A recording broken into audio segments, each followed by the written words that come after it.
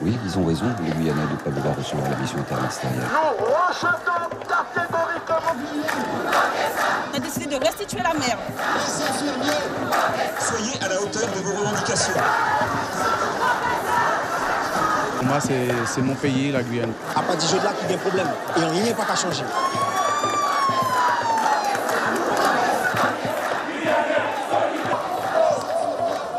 Donc il y a un extrêmement lourd problème de sécurité. Contre une société gangrénée par l'insécurité, pour dire leur ras-le-bol d'une situation économique, pour dénoncer un malaise social autant qu'un mal-être sociétal. Ils étaient des milliers, de toutes conditions, de toutes origines, mais unis dans une même colère.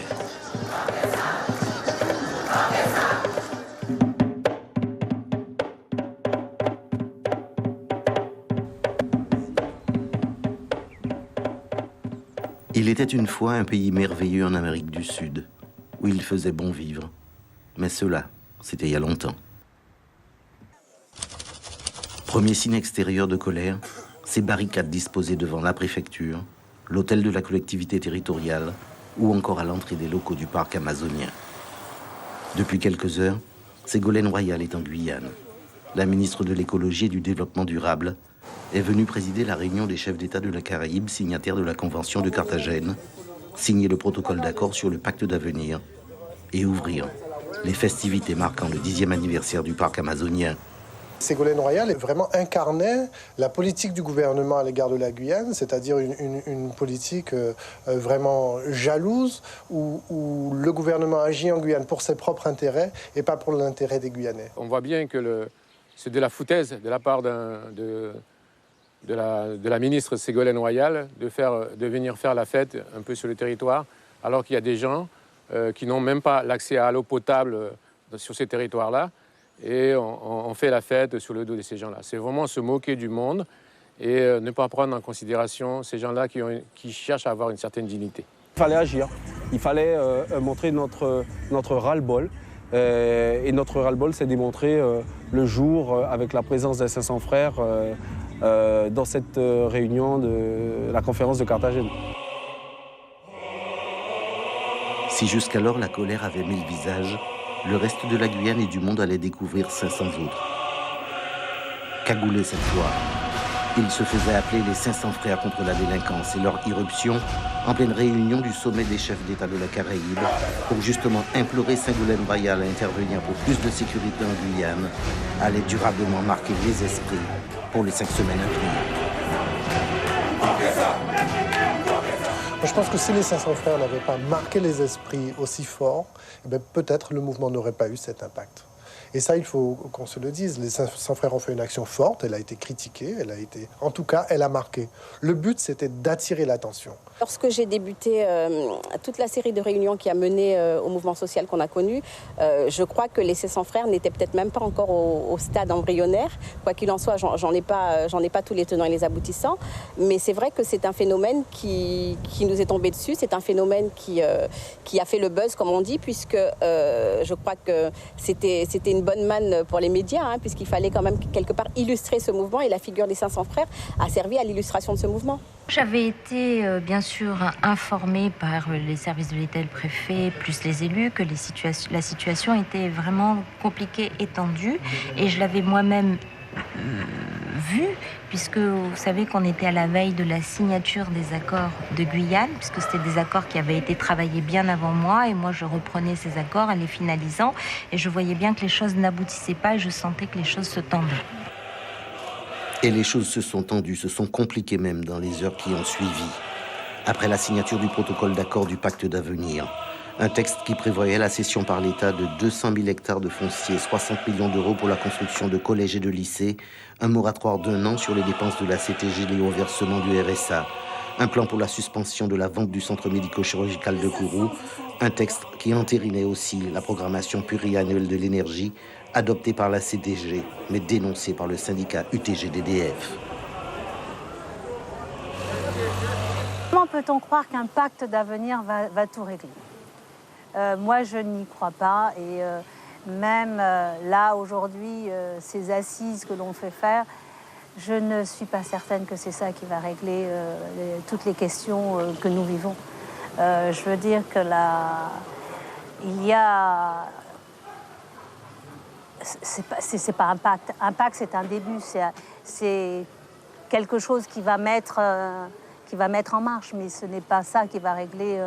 Nous avons probablement d'autres choses aussi sur lesquelles nous devrions réfléchir. En effet, pour les socioprofessionnels guyanais et les représentations syndicales, les orientations du pacte d'avenir sont jugées insuffisantes au regard des besoins de la Guyane. Les salariés de la section UTG d'électricité de France se mettent donc en grève. Ils sont imités par ceux de la société Endel à Kourou et de la caisse d'allocation familiale. Le port du dégradé Cannes est bloqué. Les agriculteurs crient leur colère. Tout cela sur fond de manifestations contre l'insécurité. Quant à Ségolène Royal, elle a tout simplement écourté sa visite en Guyane. On n'imaginait pas à l'époque que toute la Guyane, finalement, se serait emparée de ce mécontentement et de ce besoin d'exprimer vraiment une nouvelle vision de la Guyane, une nouvelle vision de l'action public en Guyane et de l'action du citoyen lui-même. Parce que c'est ça, l'une des grandes victoires de ce mouvement, c'est que le citoyen a compris qu'il a un rôle à jouer, qu'il n'est pas seulement un spectateur de ce qui se passe dans le pays, mais qu'il a lui-même un rôle à jouer. Je pense qu'elle a été surprenante pour tout le monde, y compris pour les organisateurs. C'était quand même un mouvement très populaire. Tout le monde se retrouvait, les hommes, les femmes, les vieux, les jeunes, les enfants, avec une vraie communion populaire sur la cause guyanaise. On se rendait bien compte que la situation devenait intenable. Il y avait une sorte de colère, même, je peux même parler d'exaspération qui était palpable, parce qu'on sentait bien qu'en tant que citoyen, on en arrivait à nos limites, on se retrouvait impuissant et il fallait faire malgré tout quelque chose. C'est vraiment un mal-être profondément social et sociétal. De Cayenne à Saint-Laurent, les premiers barrages routiers font leur apparition. Partout en Guyane, des collectifs se constituent. Quelques jours plus tard, ils vont se regrouper en un seul, le collectif pour la Guyane décollée, le KPLD. Sur le terrain, la grève à la société Endel, seule habilitée à effectuer les transferts du lanceur, cloue Ariane au sol. Le vol 236 est reporté, l'activité spatiale paralysée. Et les premières heures entre manifestants et forces de l'ordre.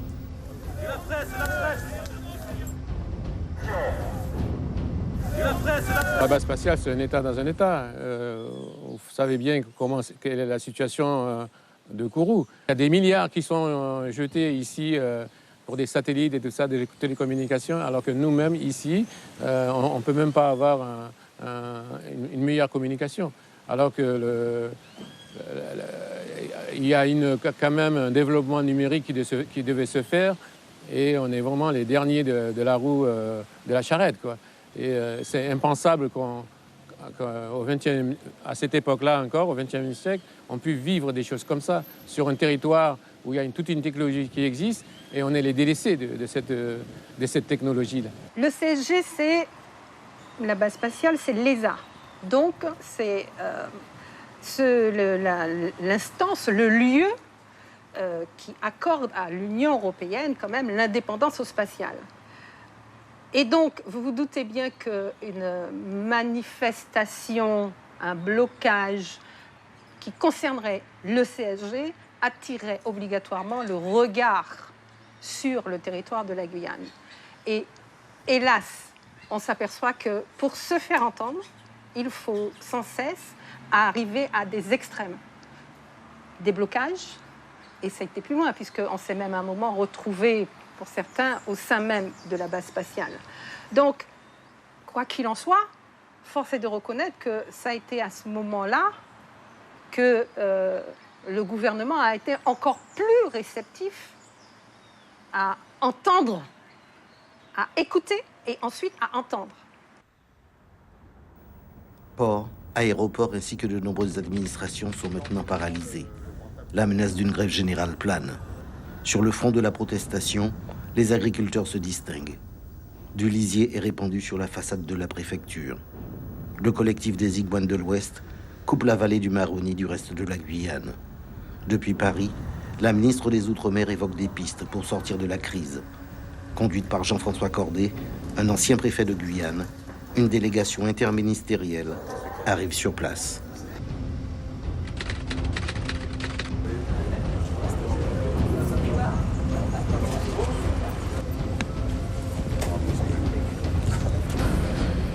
Pour moi, ça a été de l'esbrouf, parce que bon, c'était des émissaires que nous n'avions pas forcément demandé. À ce moment-là du mouvement, il s'agissait de demander la venue du président lui-même. Et nous avons eu effectivement des émissaires qui sont venus, mais n'ayant pas franchement de pouvoir décisionnaire, nous sommes restés sur notre faim. Et c'était l'évidence. Les élus de la République, les élus locaux, étaient complètement mis de côté par le collectif. Et ça a été, même si on le pressentait avec le travail qu'on avait fait en amont, mais sur le terrain, c'était assez étonnant et saisissant de voir à quel point les élus avaient été mis de côté par le collectif. Rencontre et entretien informel pour Jean-François Cordet. Rencontre tout de même avec certains élus et personnalités de la société civile, pour dans la foulée faire un certain nombre d'annonces, notamment en matière de sécurité, 23 gendarmes, 25 policiers supplémentaires, un centre pénitentiaire à Saint-Laurent-du-Maroni ou encore un scanner corporel à l'aéroport Félix Éboué. Des annonces qui n'en sont pas selon le collectif, puisque figurant déjà dans le protocole du pacte d'avenir signé quelques jours plus tôt. Dans le processus de négociation, il y a eu des négociations parallèles. Et c'est ça qui a tué aussi ce mouvement social où une certaine catégorie de personnes, une certaine catégorie de professionnels ont fait des négociations parallèles pour, éviter que le comité pour décoder la Guyane soit quelque chose de porteur et de décisif. C'est à partir peut-être de ce moment-là que les choses ont un petit peu bougé, pas forcément dans le sens positif, puisqu'à ce moment-là, je crois qu'ont eu lieu les premières divisions, si on peut appeler ça ainsi. Un coup pour rien. Échec de la mission interministérielle. Une initiative toutefois dans son conséquence politique, puisque désormais tout élu ou personnalité de la société civile soupçonné d'avoir échangé avec cette délégation sont conspués, pointé du doigt, presque accusé d'avoir pactisé avec le diable.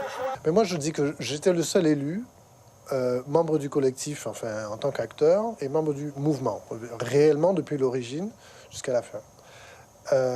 J'étais pour la démission de tous les élus.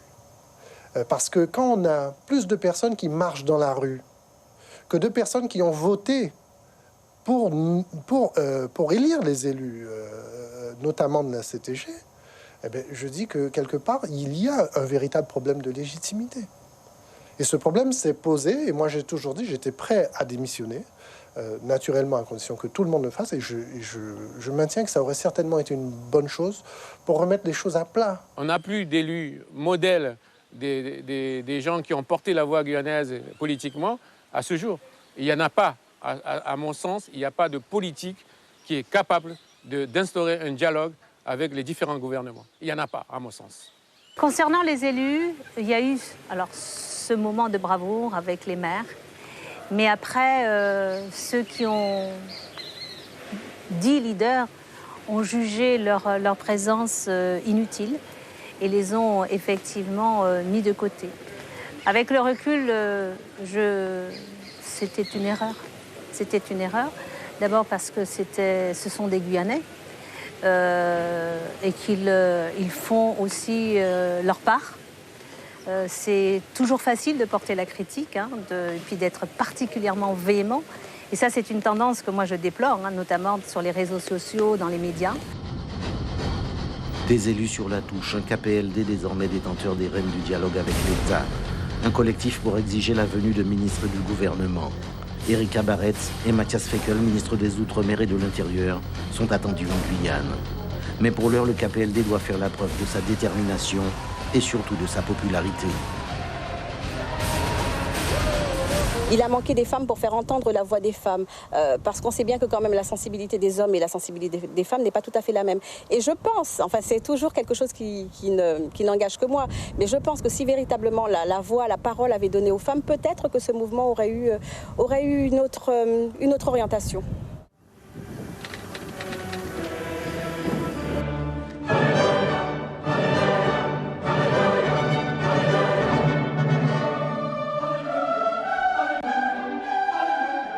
noir et blanc, aux couleurs du deuil. 15, 20, 25 000 personnes dans les rues de Cayenne. Le plus grand rassemblement protestataire de l'histoire de la Guyane. Démonstration à la fois d'unité et de détermination.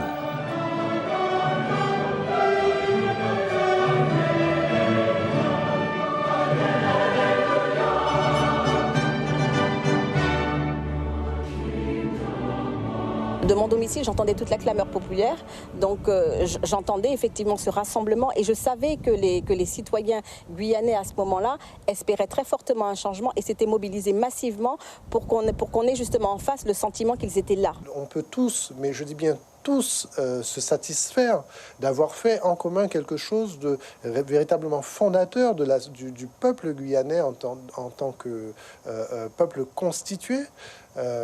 La spontanéité s'est exprimée, donc, on peut dire à la tête du mouvement, mais c'est aussi exprimé sur les ronds-points, sur tous les barrages, dans toutes les communes. Il y a eu beaucoup de spontanéité dans la façon de gérer le conflit, mais aussi dans la façon d'animer la parole du citoyen, d'animer la vie du mouvement et la perspective du citoyen. Le peuple guyanais, à mon sens, c'est ma vision personnelle, était uni. Et seul, quoi. On démontrait qu'on était un peuple, qu'on était une nation, qu'on avait cette citoyenneté guyanaise et qu'on était déterminé à aller de l'avant. Et ça n'a pas duré très longtemps, malheureusement. Comme vous savez très bien qu'il y a eu des divisions dans cette unification qui est restée très peu de temps, parce que sur le principe de diviser pour bien régner, certains ont agi différemment. 48 heures, le temps imparti à Erika Barretts et Mathias Fekl pour convaincre le collectif. Car les vraies négociations peuvent enfin commencer. Des discussions marathon et à rebondissement, jusqu'à ce que la ministre de l'Outre-mer se présente au balcon de la préfecture pour des excuses désormais historiques. On m'a demandé de faire mes excuses au peuple guyanais. Au bout de tant d'années d'histoire, c'est à moi que revient l'honneur de dire au peuple guyanais, au-delà de ma personne, de ma petite personne, au-delà des fonctions, toutes mes excuses au peuple guyanais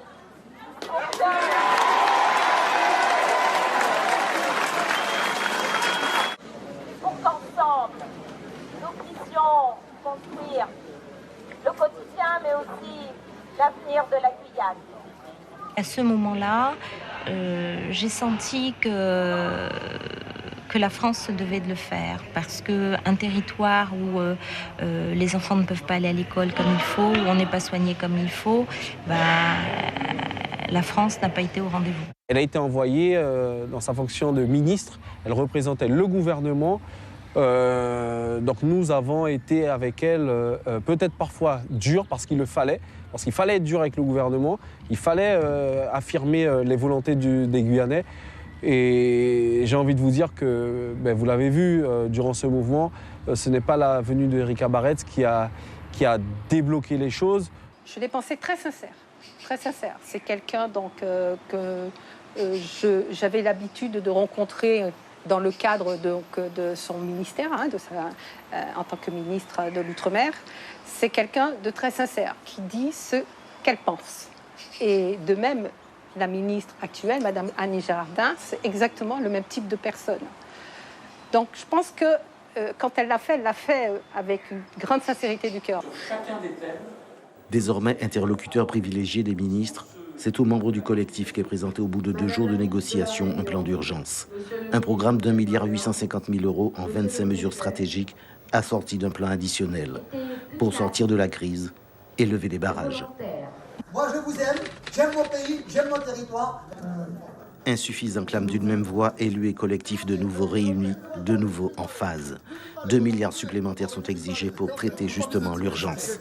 Alors qu'une menace d'un enlisement du conflit est dans tous les esprits, une rencontre est décidée en préfecture entre le représentant de l'État et les membres du collectif. Madame la ministre, il faut que les Guyanais... Exaspération, fatigue, La foule se masse devant l'hôtel préfectoral. Le début de la soirée et la nuit seront chaudes. Des scènes d'émeutes, bilan, 2 blessés.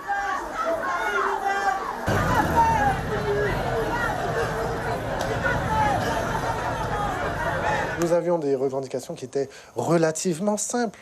On demande simplement à faire partie, à ce que nos considérations soient prises en compte dans la prise de décision.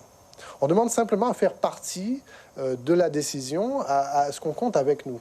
Et bien voilà, la réponse que nous avons eue, c'était une réponse violente de la part de l'État. Les forces de l'ordre sont là pour défendre les intérêts de l'État. Donc, dès lors qu'ils avaient la perception que les intérêts de l'État étaient menacés, eh bien, les forces de l'ordre passaient à l'action. Sur les barrages, c'est l'attente. 3 semaines déjà que le conflit dure. Entre État et collectif, le dialogue n'avance pas. Une marche de protestation est de nouveau programmée. Cette fois à Kourou, en direction du centre spatial guyanais. Élus et collectifs unis, ce sera la dernière grande manifestation de masse de ce conflit. Car déjà, l'on s'interroge sur la pertinence de mouvements et de négociations menés en fin de mandature présidentielle. En ce qui me concerne, moi, ma position personnelle était de dire attendons que le nouveau gouvernement soit en place pour pouvoir, dès le début, l'interpeller, manifester, bloquer s'il le faut, etc. Cela étant, il y a quand même eu un engagement d'1 milliard qui est vraiment acté financièrement. Donc, j'ai presque envie de dire, ça a permis de prendre dès le départ, de bénéficier de ce milliard. Avec le nouveau gouvernement, il faut maintenant travailler les dossiers pour justifier. Nous devons reconnaître que ce que nous avons fait, c'est fait un peu sous la pression, de façon à la louche, et que maintenant, nous devons vraiment justifier notre demande supplémentaire de 2,1 milliards, qui est parfaitement justifiable. Parce que le vent de la désunion et de la division souffle depuis les propositions gouvernementales. L'inquiétude des chefs d'entreprise a en effet grandi. Un collectif pour la Guyane circulée demande la levée des barrages, le droit de circuler et la reprise de l'activité économique. Dénonçant le chaos engendré par la stratégie du KPLD, les socio-économiques, le MEDEF, se retirent du mouvement. Autre défection de poids, Michael Mancé, le leader charismatique des 500 frères, annonce sa sortie du collectif. L'heure des bilans.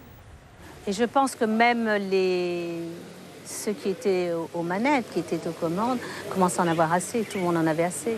Parce que depuis le 1er ou le 4 avril, M. Cazeneuve avait déjà dit, ça avait été tranché. Il y avait eu une réunion ministérielle.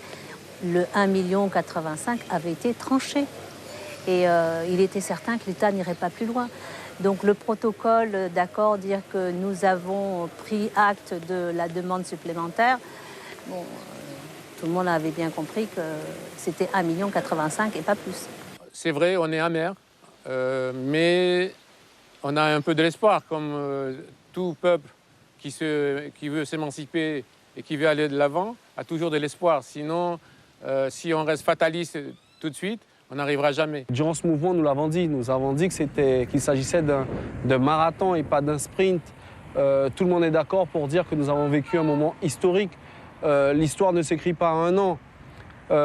Mais il est vrai que nous entendons la déception de certains qui laissent entendre que ce mouvement n'a servi à rien, qu'1 an après, on n'a rien. Il est donc bon de rappeler à ces personnes, il est donc bon de rappeler à la population guyanaise que la CTG n'aurait pas pu voter son budget sans ce mouvement. Donc ce mouvement n'a pas servi à rien. Ce mouvement est un commencement, c'est le début de quelque chose de grand. Le Guyanais s'est soulevé et nous demandons à la population guyanaise de rester mobilisée, de rester déterminée, parce qu'il y a de grandes choses encore à construire pour la Guyane. C'est donc entre espoir, amertume ou carrément déception quand ce vendredi 21 avril, en début de soirée, furent signés en préfecture les accords de Guyane. Quelques heures auparavant, la collectivité territoriale de Guyane votait, elle, enfin son budget. Un accord en tout cas qui met fin à 5 semaines de conflit. Un protocole pour la Guyane décollé de plus de 3 milliards d'euros et de très nombreuses interrogations. En réalité, très peu de choses ont été accomplies. Mais c'est la preuve, et encore une fois, je pense qu'il ne faut pas du tout être pessimiste, c'est simplement la preuve qu'il nous faut maintenir une situation de tension. Et depuis ce mouvement, je pense que les Guyanais ont compris que l'égalité n'est plus l'objectif, mais que la solution vient de nous, doit venir de nous. La prochaine explosion, ce seront les jeunes. Et les jeunes, on va dire, c'est moins... Ils sont plus vifs. Ils n'écoutent pas une fois qu'ils sont lancés, ils sont lancés. On ne les retient pas. Ça réfléchit moins, c'est vraiment tout de suite, tout de suite. On veut des résultats immédiatement. Donc, n'attendons pas justement cette prochaine révolution des jeunes. Travaillons nos dossiers, portons-les, et il n'y a pas de raison que l'on n'obtienne pas les fonds qui puissent justement nous permettre de faire avancer la Guyane. C'est pourquoi, depuis ce jour, ce 21 avril, collectifs et élus de Guyane sont engagés dans un autre combat pour la dignité. Une autre lutte pour faire respecter cette fois le contenu des accords de Guyane. Mais là, débute une autre histoire.